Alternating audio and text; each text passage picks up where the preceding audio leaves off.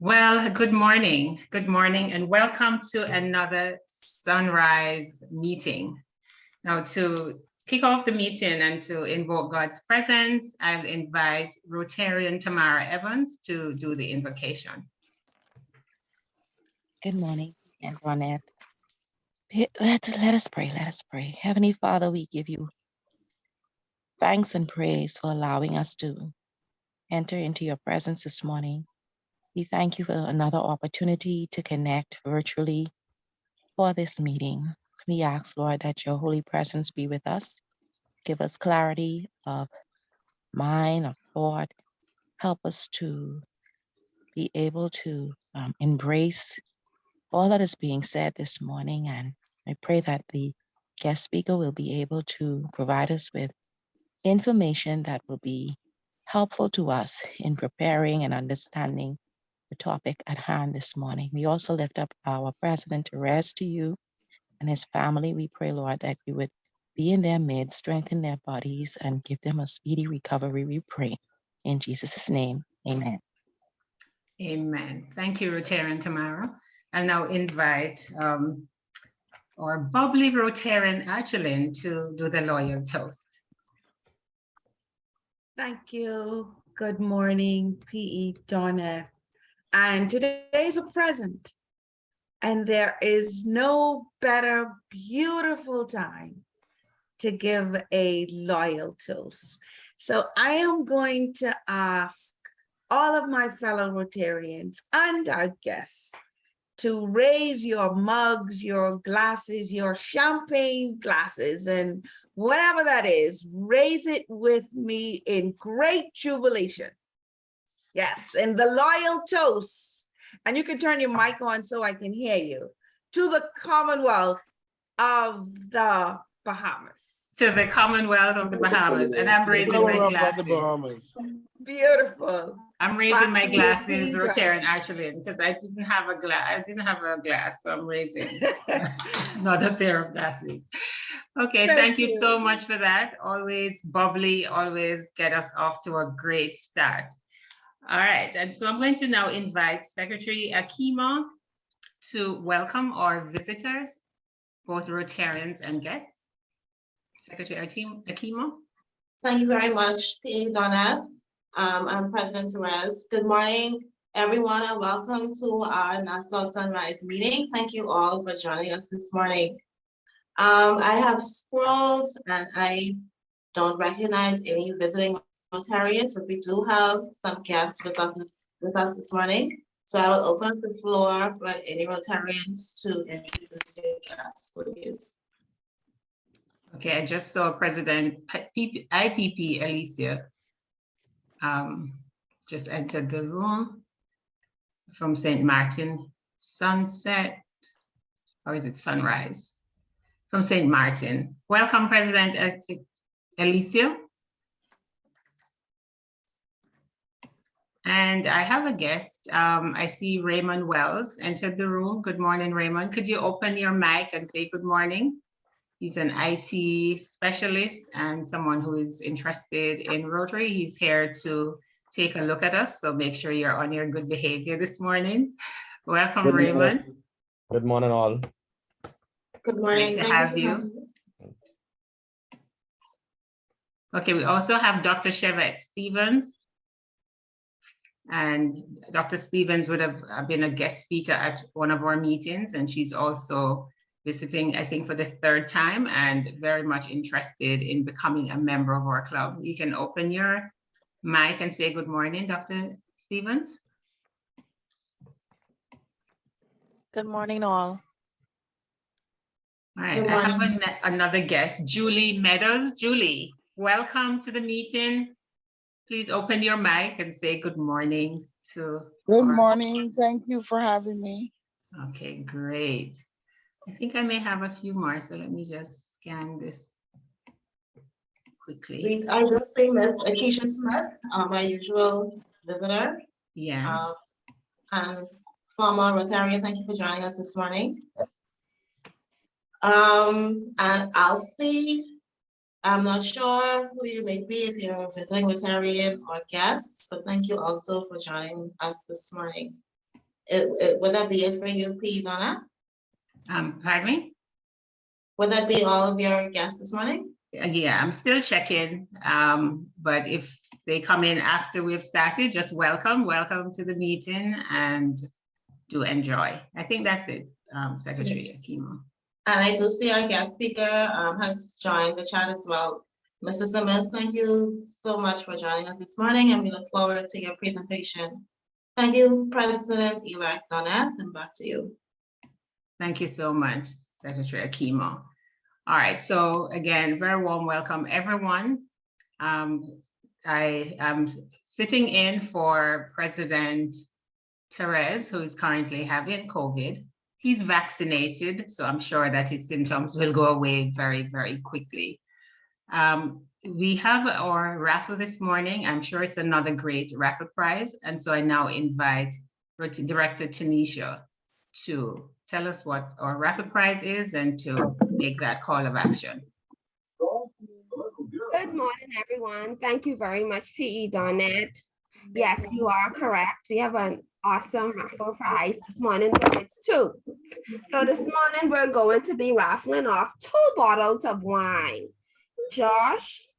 It's Josh Chardonnay and a Josh Merlot. So, you know, you can wind down after work or the weekend. So, and this is going to be, tickets are going to be 1 for $5, 3 for $10. That's 2 bottles of wine, Josh Merlot and Josh Chardonnay. 1 for $5, 3 for $10. Please support the raffle. Let's finish this Rotary year out very strong. Purchase your tickets in the chat. Thank you very much. Back to you, P. Donette. Thank you so much.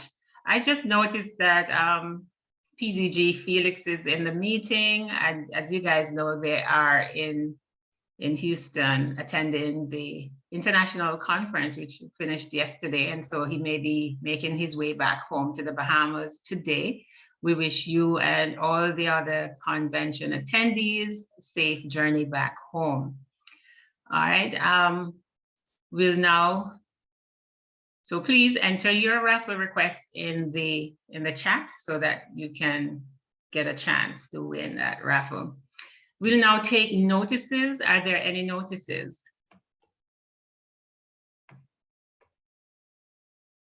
I know PP Sophia, oh, Kemi?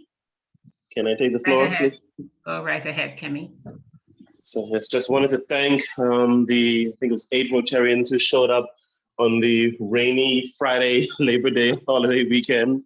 We had a wonderful time of their fellowship and support of Kingdom Lifetime Ministries International, feeding over 200 families with hot breakfast. We had a wonderful time of fellowship and ministry in the park and giving out grocery bags to over 200 families. So I definitely think it was a very, very worthwhile initiative, both in terms of the fellowship as well as the spiritual uplift.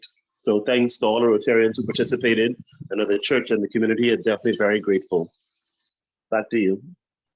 Okay, thank you so much. Any other notices?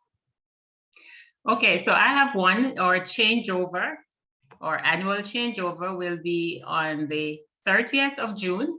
It will be an in-person changeover, and it will be at Breeze's Resort.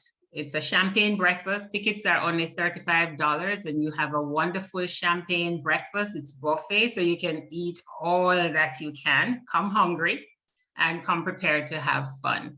So the tickets will be out soon. So note that in your diary. It's June 30. It's going to be in person. So whether you're a guest, I know we have people overseas who would like to join, and so we'll consider maybe a virtual option for those who are joining overseas.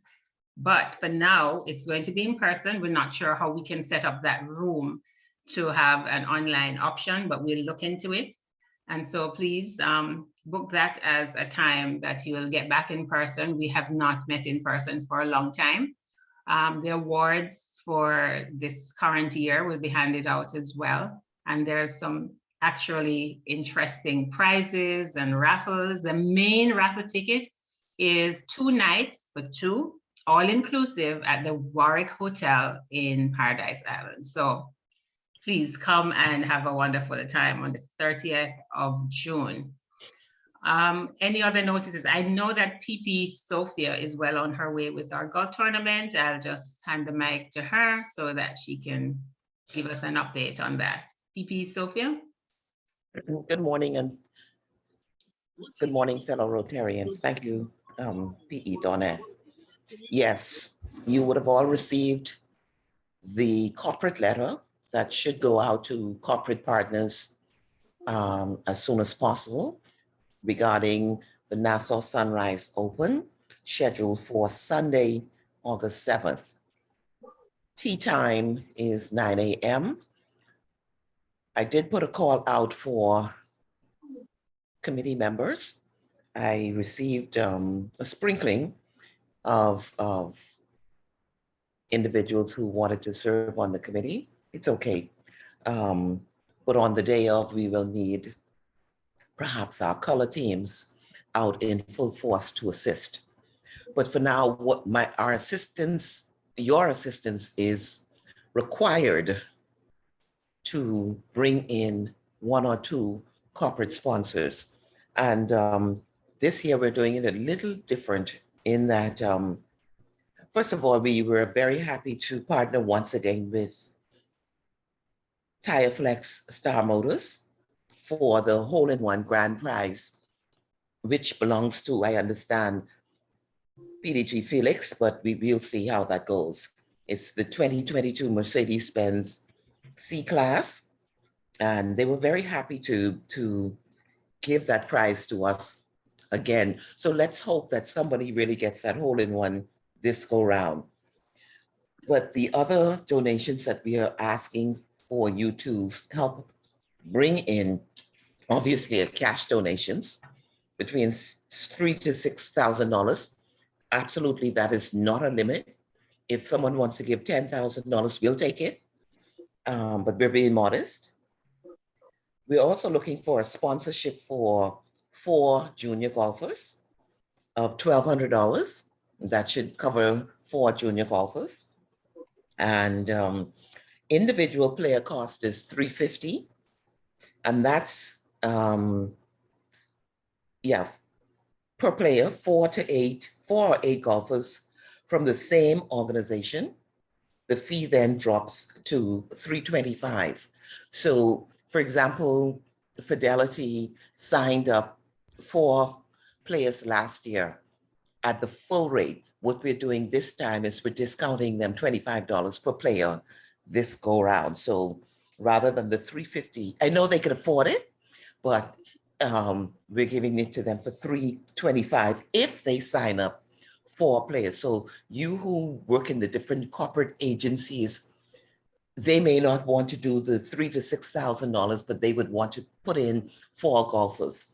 So rather than them paying the $350 per golfer, they are asked to register as a team of 4 or 8 and pay $325.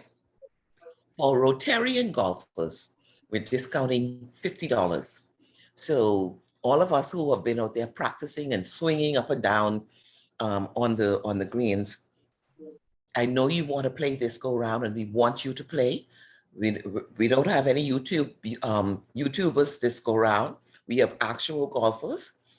So your fees are going to be $300. And so please see how you could encourage fellow golfers, fellow Rotarians who want to golf.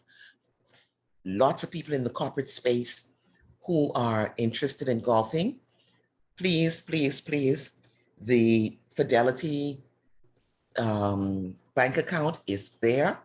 Also, we're encouraging you to sign up online. We're working on the save the date flyers and everything right now that you can send along with the corporate letter. But please, we're asking you, we have 75 members in here, so we should have a fantastic showing for our major fundraiser in the new year. We want to make sure that P.E. Donnett, President Donnett at that time, starts off with a bang in terms of our coffers. So please don't just see the letter and put it in file 13. make sure you send that to your heads and follow up on it. We don't have a very large committee, so we're asking you to follow up on the letters when you send them out. Okay? Thank you very much. If you have any questions, this is your time. Questions? Okay, I guess there are no questions. And if you have questions that come to mind after the meeting, then please send PP Sophia a message. Just one more message on announcement. On the 18th of June, that's not this weekend, the following weekend, we will be having our club assembly at Breezes as well. And it will follow, we will have a social following, and that social will be to say goodbye as he leaves the Bahamas, Dr. Rob. And we'll also have Tanya Ferguson, who recently resigned. We'll also show our appreciation. She has been a past secretary, very, very valuable member of our club. And so we'll say goodbye to those two persons, and it will be in the form, it will end in the form of a social. That same night, that same evening, the Rotary Club of Old Fort will be having their changeover, and it will be at Nirvana Beach. It's in the form of a social as well. The cost of the ticket is $50. We have been encouraging each other as presidents in this cohort to support each other's events. And so I'm also throwing that out that we would like to support Old Fort. And so right after our social, we will join theirs. It goes on until midnight, and it promises to be a great time. All right, so with that said, let me just ask this Sag. I was looking out for Kendrick, but I just noticed that it is Father P who will be our Sag this morning. So Father P, over to you. Morning, morning, morning, everybody. Thank you very much. I think you started a little early, didn't you, Madam President-elect? I started exactly 7 a.m. Exactly 7. Oh, I thought it was 1 minute before because I had to rush when I heard you. I say, okay, let me get out of here to start. Well, good to see you all. Good to see you all. Trust you all are staying safe. These are some perilous times, aren't they? Between the tornado and all that kind of stuff and the flooding, stay safe. Well, this is a good day to be alive. Every day above the ground is a good day, and every day is worth it. Isn't it, Madam President-elect? If you think the day isn't worth it, you try missing a day. Absolutely. Okay. Now, all those who are on and all those who are not on, we're going to charge everybody a $2 happy day. $2 happy day. Is Lavelle on? Is he on? I'm not seeing him. I don't but see him. I see his squaddy. His sidekick? His sidekick Okay, is here. Okay. Cresswell, could you identify yourself, please? Because Lavelle hasn't been singing for the ladies recently. Is that true? He didn't sing yesterday? I don't think so. Or because he already. Yes, he did. It was late, Father, but he did. He came in around 9 o'clock in his defense. Oh, okay. So you defending him. Okay, good. I didn't remember him singing as regularly as he used to, but that's good. All right, talking about birthdays. Do we know if people have been giving a special contribution to the club on their birthday? Because that always was the practice. Madam PE, is that the case? The treasurer would have to confirm that. I'm not sure. Is the treasurer able to confirm that?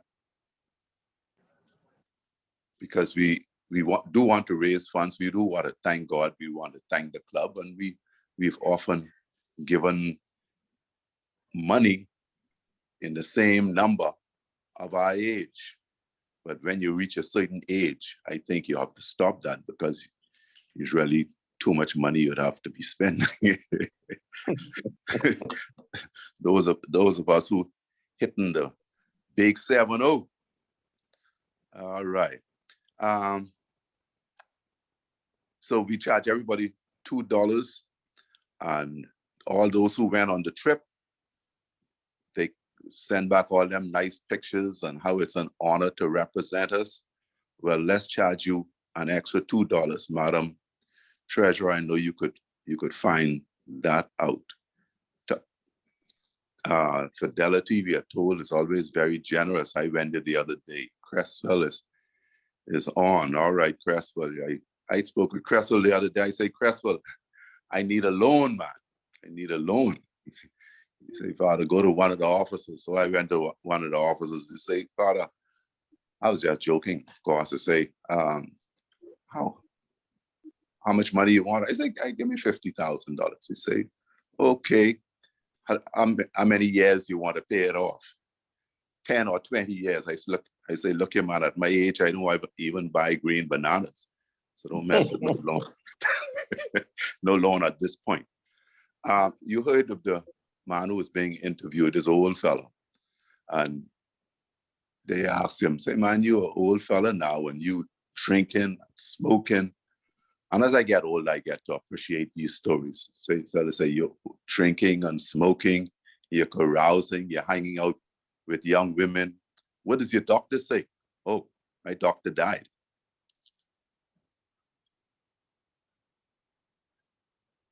I need a new doctor myself, talking about that. I went to the doctor the other day to get my checkup. So he said, Father, you're in pretty good shape for a 70-year-old fella. I say, yeah, that's fine, man. I hope that Dr. Ilse will help me find another doctor. Guess what the doctor said to me? I asked the doctor, I said, do you think that I'm going to live until I'm 90? Because I think the Queen must be 90 something and she don't work. So I assume that I should be able to hit 90 myself because I want to see my grandchildren, children, and all that kind of stuff. So I said, do you think I could live until I'm 90? He said, Father, do you drink? I say, no. Do you smoke? I said, no. Do you carouse? I say, no. Do you keep late hours? I say, no. He said, why the hell would you want to live until you are 90? I can support. All right. Y'all have a great day. God bless you all. I will find everybody, and we really need to do retroactively, ask people to give a special donation to the fund, much needed for the years. And I will do the same this week. Thank you. Thank Have you. a great day. Thank you, Father P. That was a funny joke. But what was even funnier was when I saw you at the walkathon. And I said, oh my gosh, Father P, you came second. And you said, yes, but if I was in the next age category, I would have come first. So Father P, for that, you have a fine of $3. Oh my, okay, all right. Thank you. You make too much about your age. You're doing very well. And you really don't look your age. So I should really top that up to $5. Oh, I know this was gonna cost me, but see, it's not the year the car, it's the mileage. See, you're working for some top up on that fine. Thank you so much, Father P. Low mileage on one user. Have a good day. Thank you so much. And as you speak of birthdays, I'll now ask Rotarian Jerice to bring our birthday greetings, and if there's anyone celebrating an anniversary. Rotarian Jerice. Good morning, fellow Rotarians and guests. We had our very own Angelica. She celebrated her birthday yesterday, Rotarian Angelica Bastian. And we are wishing her in this new year lots of new adventures, good health, and success. And coming up this Sunday, we have our very own Father P, who has been speaking graciously about all the money he will give for his birthday. And we pray God blesses your year, Father P, with exceeding joy, good health, and prosperity. Please lift up our Rotarians and celebrate them today. Thank you.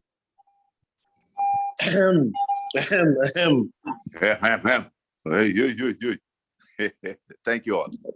I think it was my rotiversary just went past. How can you tell me happy rotiversary? Happy anniversary.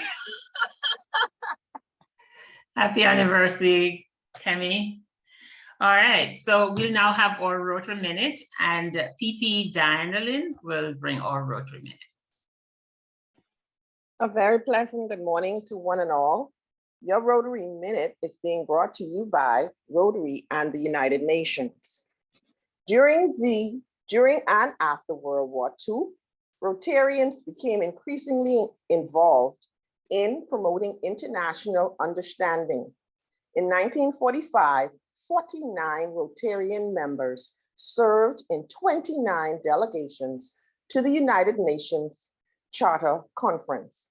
Rotary still actively participates in UN conferences by sending observers to major meetings and promoting the United Nations in Rotary publications.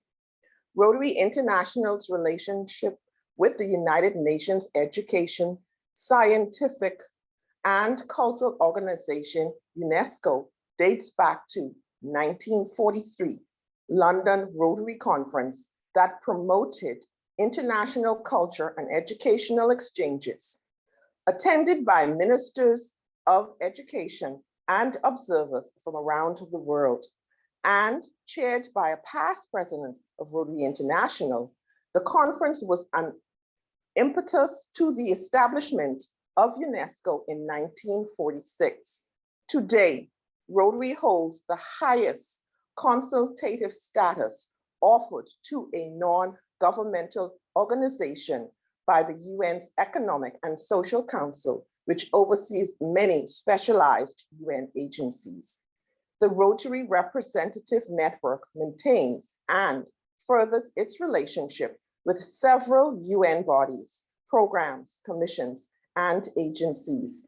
This network consists of Rotary International representatives to the United Nations and other organizations.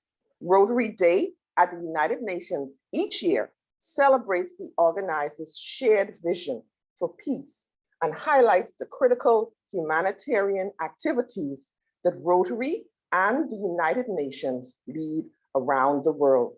That's your Rotary Minute for June 9th, 2022. Awesome, thank you, very well done. Thank you, PP Diana. And I will now invite Rotarian Nicolette Gardner to introduce our guest speaker. Good morning, fellow Rotarians and guests. I'd like to introduce our guest speaker, Mr. Jeffery Simmons. Jeffery Simmons is employed with the Bahamas Department of Meteorology as acting director. Mr. Simmons holds an undergraduate degrees in meteorology and mathematics and a graduate degree in oceanography with emphasis on coastal zone management. Mr. Simmons has more than 40 years of experience in hurricane tracking and forecasting and has been actively involved in climate change for more than 25 years. Mr. Simmons is the Bahamas' focal point to the Intergovernmental Panel on Climate Change, the IPCC, since January 2018, and also serves as a member of the Bahamas National Climate Committee, the BNCCC. Please join me, fellow Rotarians, in welcoming our guest speaker, Mr. Jeffery Simmons. Thank you.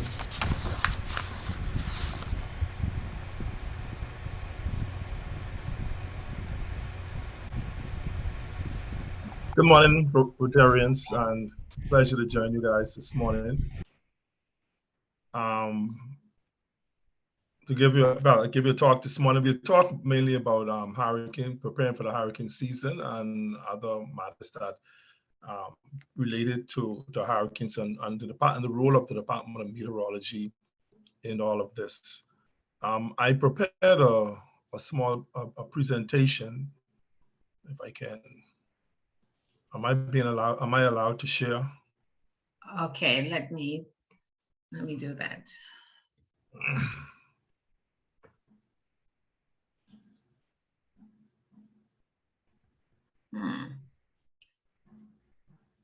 Yes, you're now co-host. You should be able to. Go right ahead. Are we seeing that? Not yet. Okay, maybe I didn't do something right. Oh, share screen. There you go.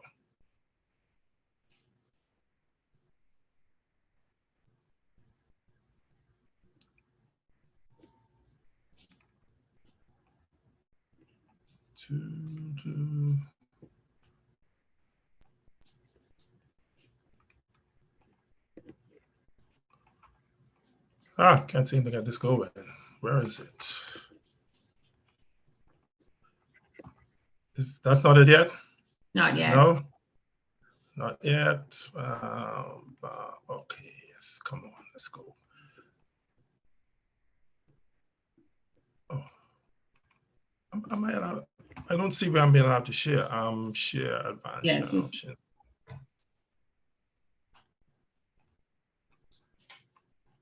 So you can open up your presentation. Then after you say share. I'm still getting this host only can share. Oh.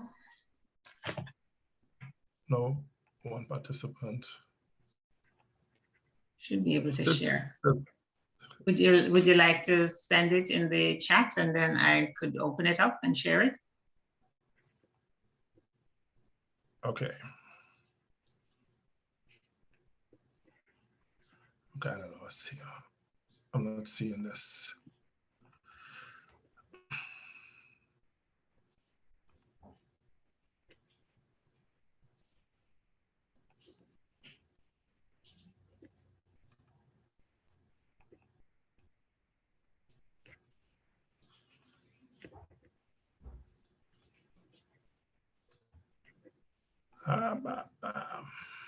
Okay, this is, why am I not being able to do this? Yeah, because you're a co-host, so you should be able to share.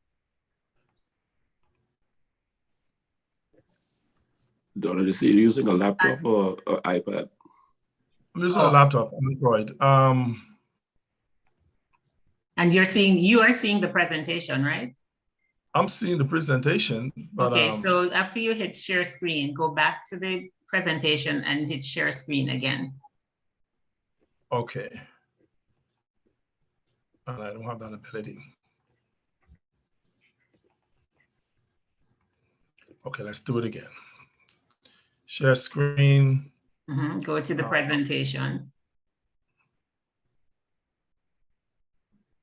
When you're seeing it, just go back and hit share screen again.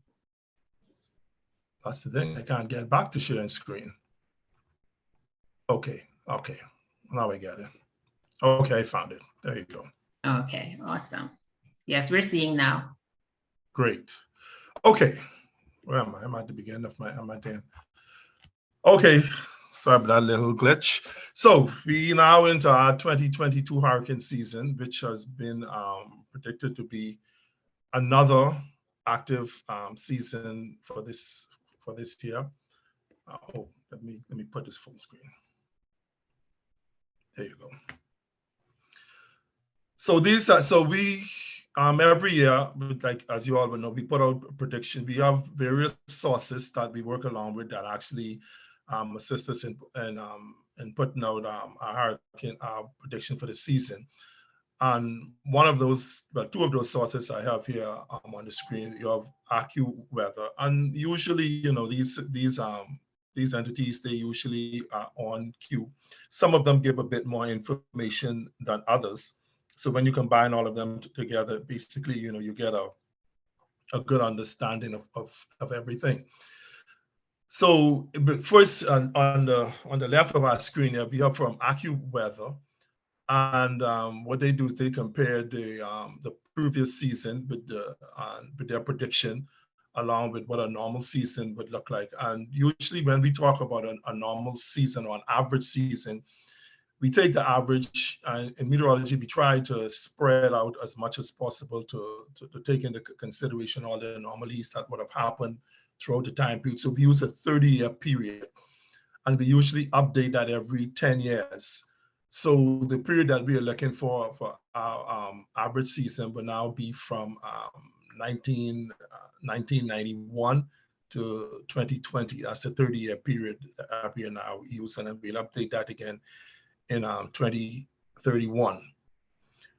So the average, so what we look at, AccuWeather is saying that we're going to have 16 to 20 named storms. 6 to 8 of them would actually be major, hurricanes, and 3 to 5 major hurricanes.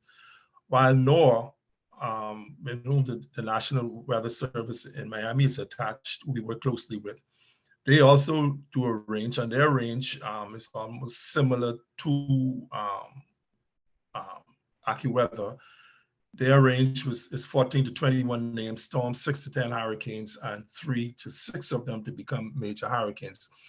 They also give probability, a season probability, and their probability of season is that there's a 65% chance that we would have an above hurricane season this year, and a 10% chance that we would have a below season, and also 25% chance that we would have an average or normal season.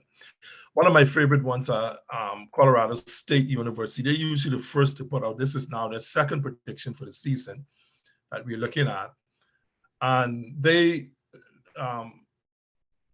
Colorado State usually they don't do ranges like AccuWeather and the National Weather Service or NOAA. They actually give numbers, solid numbers. They're more bold with their predictions. And their latest prediction that they put out, they are looking at 20 named storms, and 10 of them to be hurricanes, and 5 of them actually become major hurricanes. That's an upgrade from what they had put out earlier in the season. I think around early April, they said they were looking at 19 named storms, 9 hurricanes, and 4 major hurricanes. So they raised the numbers considerably on their predictions. And they also put out the storm days. So we expect 95 days we're going to see some system roaming around in our basin. And 40 of those days are going to be for hurricanes. And of course, 11 will be for major hurricanes of category 3 and above. So why are we predicting this? We look at different features really that's going on climatically in our region. And one of the major features we look at is the ENSO, or you heard people say a lot about the El Nino and the La Nina conditions. And this is really a circulation really that happens in the Pacific Ocean, over the Pacific Ocean, but it has an impact on us here in the Atlantic Basin. And this year, we're looking at a rather weak La Nina, and on the odds of a significant El Nino is unlikely. Now, let me tell you what about, when we talk about an El Nino and a La Nina, when we say El Nino, that's a feature really that really suppress storms in our area in the Atlantic Basin. So whenever we see a strong El Nino year, or the El Nino is actually taking place, we can actually, we look at a lot of sharing, what we call a lot of strong westerly winds in our area. And what that does is that inhibits the growth of the hurricanes in our region. So whenever we see that, we see the circulation behaving in such a way with the El Nino, in an El Nino manner, then we know that, okay, we're not going to get much hurricanes. When we see a La Nina, or even a transition period between the two of them, we can look for a fairly active season. So when we look at, so this year we're looking at we could have a pretty good a La Nina this year. All indications are that we're going to have that. So as a result of that, those strong upper level winds that will actually inhibit the growth of the hurricanes in our basin are not there. So now these hurricanes, once these disturbances begin to develop in the Atlantic Ocean and the Caribbean Sea, there isn't anything really to suppress them. So we can see these systems growing. This is also a time that we can see really strong hurricanes developing. And that's the reason why you notice that the numbers this year, as far as major hurricanes are concerned, are really up in there. The sea surface temperatures is another region. So when we look at the sea surface temperature across the eastern and the central Pacific Atlantic, they are really near average. There isn't much going on with that. But that's when you talk about the central and the eastern Atlantic, you're a bit closer to Europe, okay? And so no more like you're halfway across the pond, as we would say. So you know what's going on out there. The temperatures are not so bad. So these systems would practically survive as they barely survive as they move across. But once they make it into our area now, then we talk about the subtropical Atlantic sea surface temperatures, they are warmer than normal. So we look at, when we're talking about more about the Western Atlantic, which is closer to us, and also the Caribbean Sea and the Gulf of Mexico. In those areas, we expect the sea surface temperature to be warmer. What that means, well, heat really is the major source of energy for hurricanes. So whenever we see we see the sea surface temperatures really warm, then we know that, okay, things have begun to heat up. There's a lot of energy out there for these storms. They can easily, now with the high sea surface temperatures, they begin to grow. We don't have much strong upper level winds to actually inhibit the growth of these systems. So now we can, and this is time we also see a lot of what we call rapid development in these storms. That's when you can actually see a system go from a simple tropical storm all the way to a major hurricane in a matter of 2 to 3 days. And these are the things that we need to pay close attention to. Mr. Simmons, so, your slides are not moving. No, am I on reasons for above active hurricane season? No, you're still on your first slide, 2022 hurricane season predictions.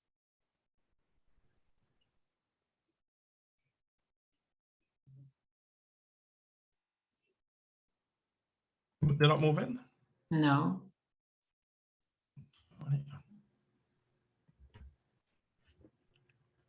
Yes, we're moving now. Yes, so we're on reasons for, okay? Okay, maybe I have to stay in this mode then. Yes. Okay. Thank you. Sorry about that. So these are, so just in case you missed, these are the Colorado State University predictions I spoke about earlier. And then we have the reasons for what we said for the season. So we need to prepare for the season. And really, we are into the season now. You know, the season began June 1st, and it will continue through to November 30. But there are some things, you know, we try to get out ahead. Last month, May, NEMA, we worked closely with in getting a lot of our messages out. NEMA we had what we call Hurricane Preparedness Month was May. Some of you have seen. We also had an exhibition on Glaston Road on the 28th of May, which went pretty well, where all of the partners in NEMA came out, and you know, to get the public involved and prepare for the season. So what we ask you to do for the season, before every time you have to secure your house, okay, secure where you live. So some of the points I put there, you have to decide on the types of window covering. In other words, you know, impact windows, I see now becoming a popular thing. That's very good. That's some good protection as far as hurricane is concerned. You just have to ensure that once these windows are put in, that they are properly put in place, because lately now we've been seeing in some systems in the past few years, some of these windows are actually being pulled out, which should not have happened, which means that they were not properly installed. Please get professionals, people who know what they are doing, to install them for you. Check your roofs and your eaves. Make sure that there are no loose shingles. Any loose shingles on your roofs, you may only take a bundle or two to get it fixed, get it done, because all the hurricane only need to find, the wind only need to find an opening, and the wind will take it from there. And the same with eaves. With your eaves, make sure that they are not rotted away. You have them fixed. You have gutters on your home, have them clean, because they can also become a problem once they begin to come down. Those of you who garage doors, these doors, garage doors are something you have to be very careful with. You have to make sure they're properly braced so that, you know, the wind don't shake them loose. Remember now, the wind is only trying to find an entrance into your home. And once it does, a lot of things can happen. Around your yard, you have to prepare your yard, your gas tanks, make sure they are, you know, properly secured or tied down or you know, anchored, whatever.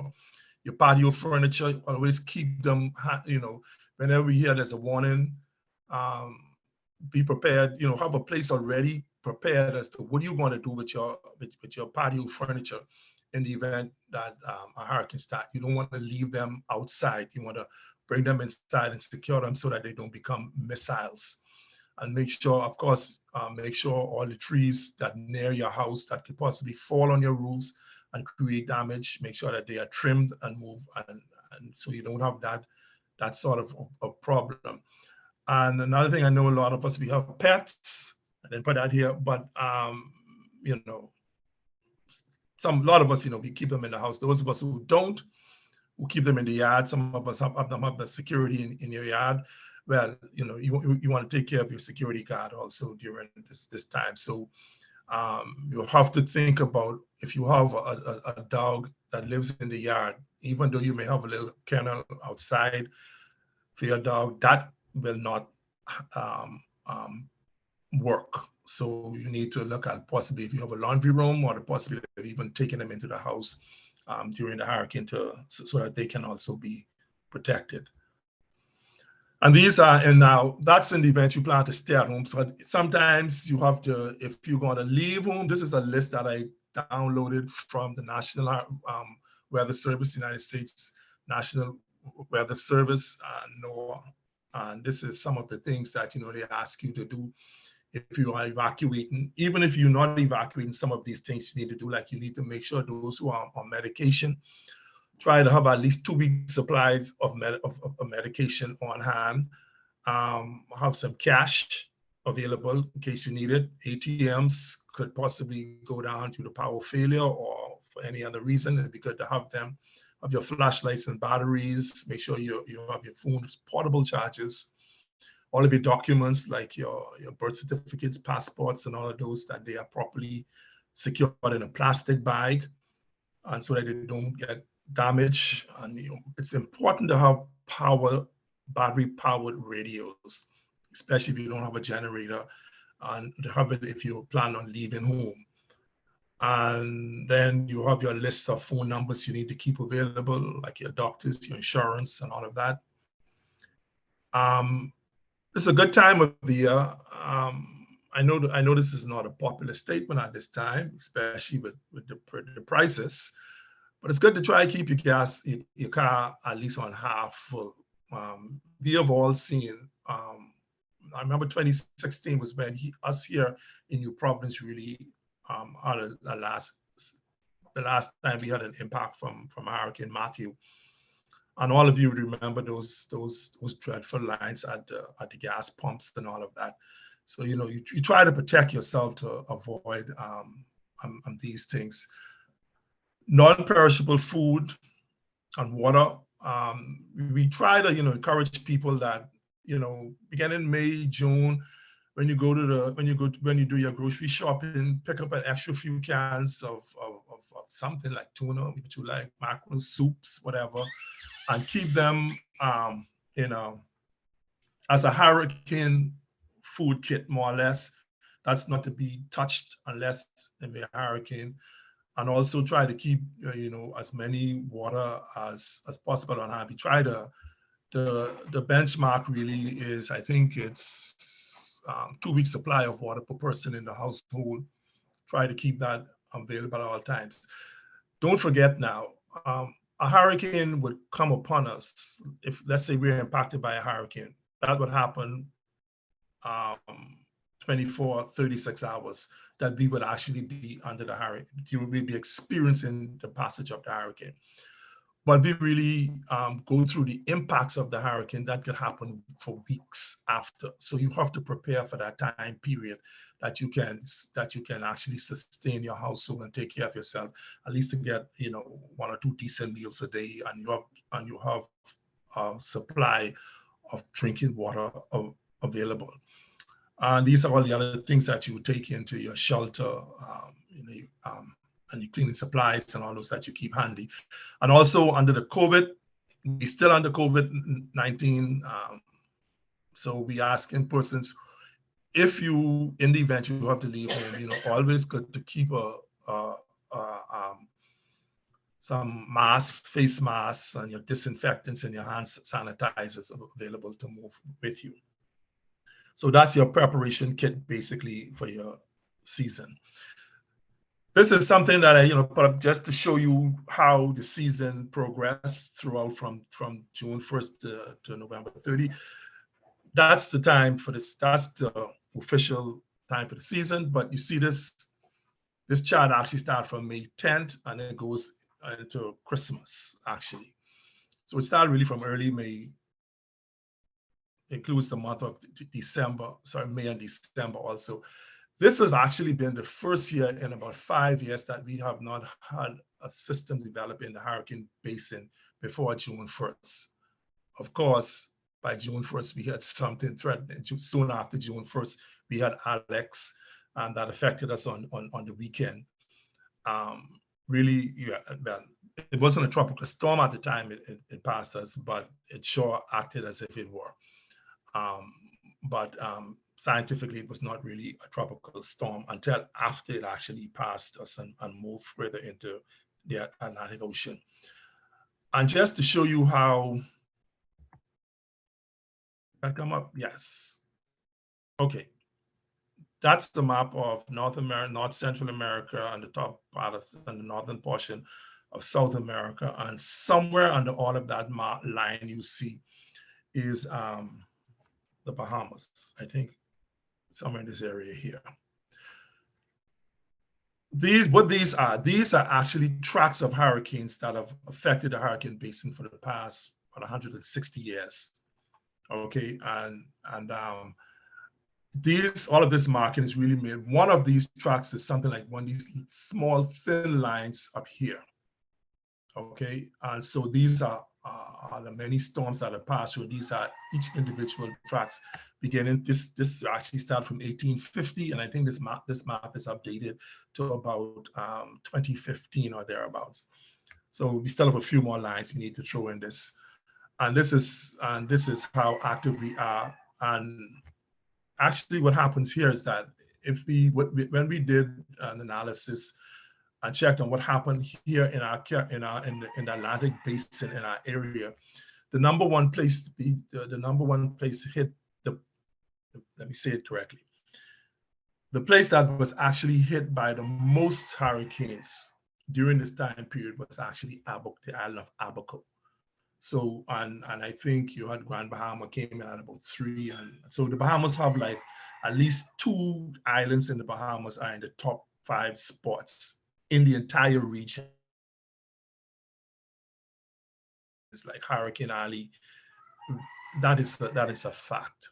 Okay, so that's why here in the Bahamas we need to really be prepared and remain vigilant for these systems, because we deal with them almost every year. Last year was the first time for a while we had a year off, but we always hope for a year off, but we are not so fortunate. So what is the role of the Department of Meteorology in the middle of all of this? The Department of Meteorology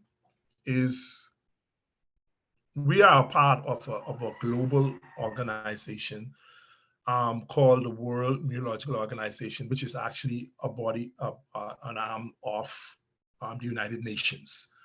And you have to be, of course, first and foremost, a member. Your country have to be a member of the United Nations before you can actually join the World Met Organization, so you can have a Met service, so to speak. So we are part of almost 200 countries. And as meteorologists globally, we all work together. We have numerous conferences and seminars throughout the year, and on training sessions continually. The World Met Organization have 5 regions, and we are in region 4, which actually is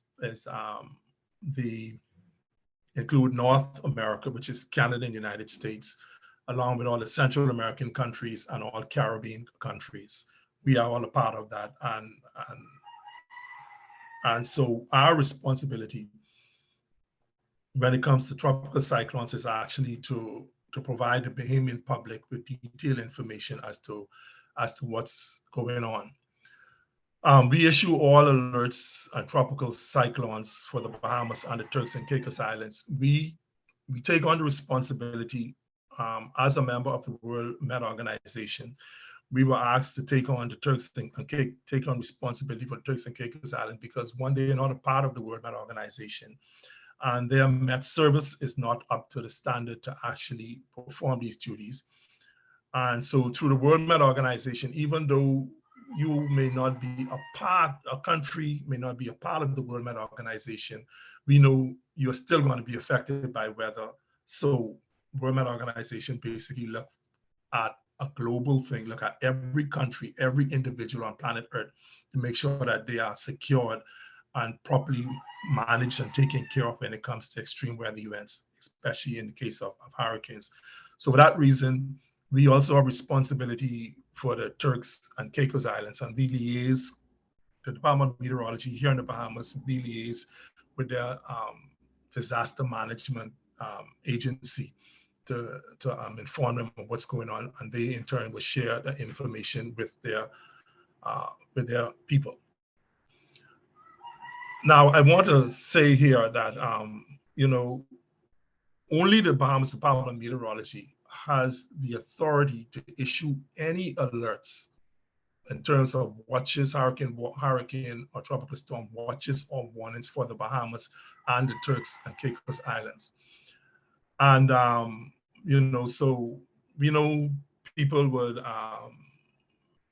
get out there and they may see what on other foreign channels, especially Miami, and then, they would say that, an alert, a watch or warning issued for the Bahamas, and the Department of Meteorology is not outbid as yet.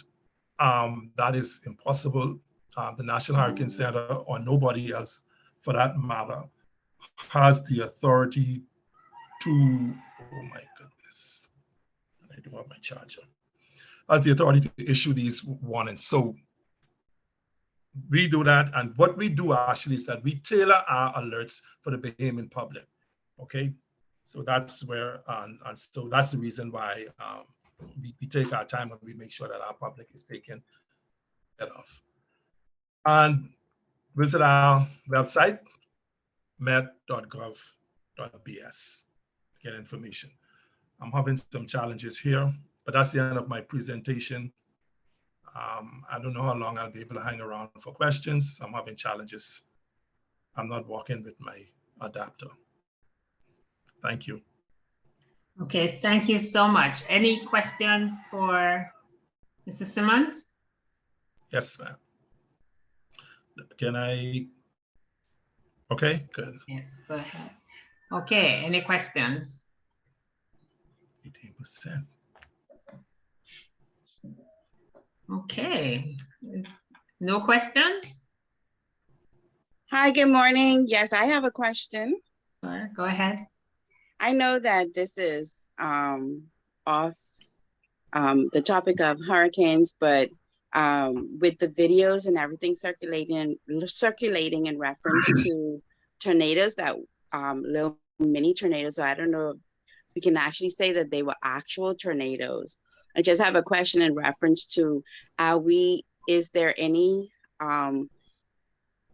setup, or I know that we have warning signs for when a hurricane is coming, but now that we're seeing these elements, the tornado elements, is there anything in place to give us fair warning so that when a major one, or when we're hit with little ones as such that we've seen on the videos? Well, first and foremost, we have a challenge in the Department of Meteorology, and that challenge is communication. And that is something that we're trying to deal with, right? if those of you who might have been following, you've been noticing that the Department of Meteorology for the past few months, on a regular, almost on a daily basis for the past year, have been issuing severe weather warnings. And these are things we need our public to pay attention to. All right, these not just by the way things that we are doing to pass the time. This is how we alert our people as to what's going on. These have been issued almost on a daily basis for the past few months. And in those things, you would see that, we talk about the severe thunderstorm that could be expected in certain areas now, because now we have the coverage through our Doppler weather radar system. And a part of that, we would say that, we could expect some tornadic activities. Now, I like the way you change it from tornado to mini tornado. I have my thing about that, because I do not call a tropical depression a hurricane. So there's no way I'm going to call a downburst or a little land spout or water spout a tornado. There's a big difference between them. I see everybody screaming tornado, tornado, tornado. You do not want a tornado. I promise you that. Those are just what we call water spouts. They're land spouts. Yes, they can do some damage. And yes, they have the potential to injure people and all that. They have wind speeds in them sometimes up to about gusting up to like 50 miles per hour. That's why you see some things going on. And also the lifespan of them is only like about 5 to 10 minutes. Okay, that is not the scientific definition of a tornado. A tornado do not move a car. I see someone in the send me, or move the car about 20 feet or a few feet or something away. No, tornado actually almost change your zip codes in the United States for your cars. They do not change the location in your yard. They actually go to the extent that they actually change zip codes. And this is how serious tornadoes really are. I mean, if you want to call it tornado or whatever, but they are not really scientifically, as a scientist, as a meteorologist, no, they do not meet the qualifications of a tornado in my book. And so they are, I call them what they are. Usually there are a lot of we call it downbursts or microbursts from just a thunderstorm cloud, where you just have a heavy, a strong gust of wind from the cloud coming into the ground, and they too can cause some serious damage to property, trees, or whatever around. But what we experienced yesterday, I've seen some videos, we call them land spouts, land, L-A-N-D, your water spouts, your land spouts. Small little stuff, few minutes around, and that's about it. But yeah. I'd like to ask a question, Mr. Simmons. Can you speak to the excessive flooding, especially in the downtown area, that I don't really remember in past years? The high waters, what is causing that?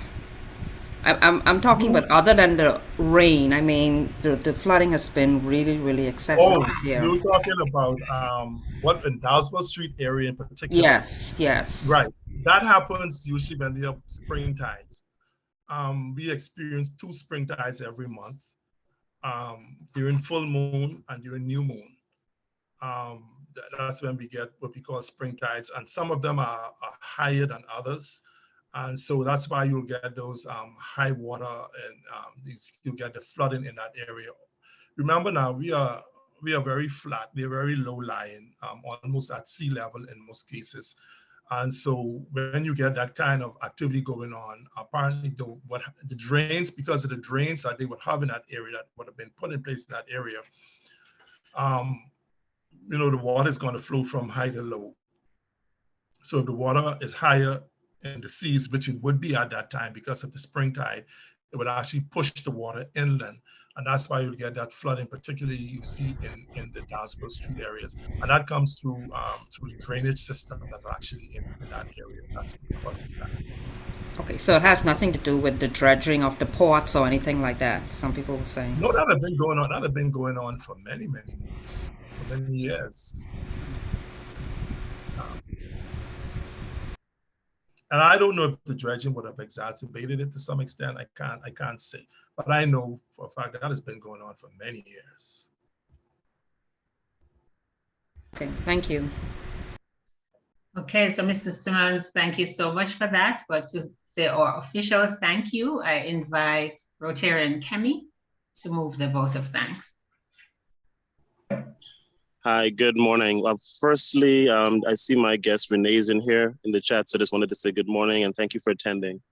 And then for Mr. Simmons, as you know, us Rotarians, we are people of action. So we tend to always want to get involved in terms of remediation after a storm. But of course, as they always say on the airplanes, before you try to help someone else, you should help yourself. So we're definitely appreciative of your very, very insightful presentation, such that it allows us as Rotarians to be better prepared if there is a storm, and we can firstly secure ourselves and be a better help to persons in the community.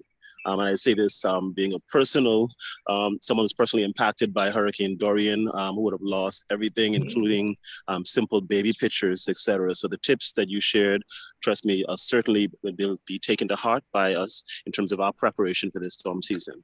So thank you very much for your presentation and have a nice day. Thank you so much. It's my pleasure to be with you this morning. Thank you. So now I'll invite Tanisha to do the raffle.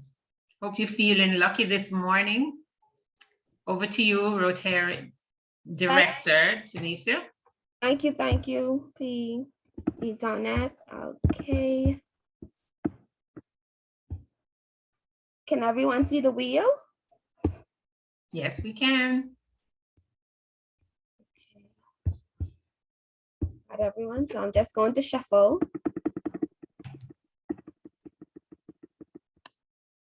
Here we go.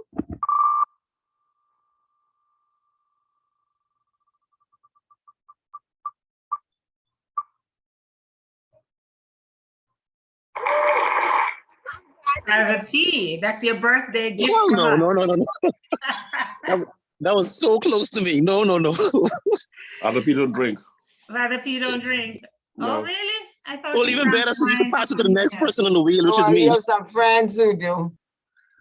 No. The next person on the wheel is me. What do you mean he don't drink? Anglicans drink. What are you saying? I'm an Anglican. Congratulations, Father P. I'll be in touch with you for your prizes. Okay, Father P, you can bring it on the 18th. Let's help you drink it if you don't drink. So you can drink it, we'll drink it. I don't know. Is Father P still in the meeting? Can you win if you're not here? Yes, Mr. Dino, I am right here. Thank you very much. Whenever there are two Anglicans, there's always a fifth. Hello, let them know. So Father P, they say you don't drink, so you know what to do with it. I won't say anything more. All right, Rotarians, that we invite to do our four-way test. Rotarian Kendrick Dames.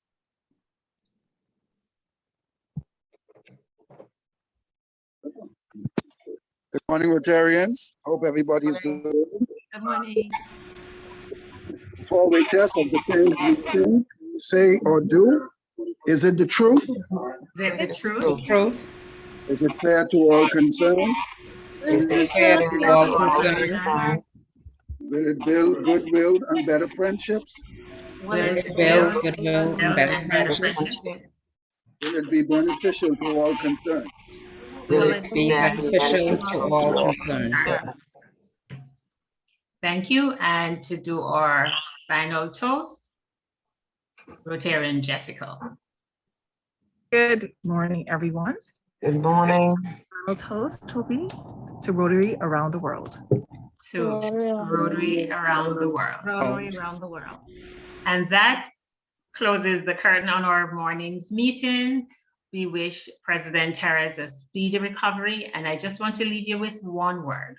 Be strong and courageous. Be not afraid or discouraged today, for the Lord our God is with you wherever you go. Have the most wonderful day. And if you have time, do stay back for a pre-fellowship. We're at 8:09, but I know that we need a breakout room for the membership committee. We have one person to interview. And if you can stay behind to fellowship, then that would be fine. So have a wonderful day all. Good job.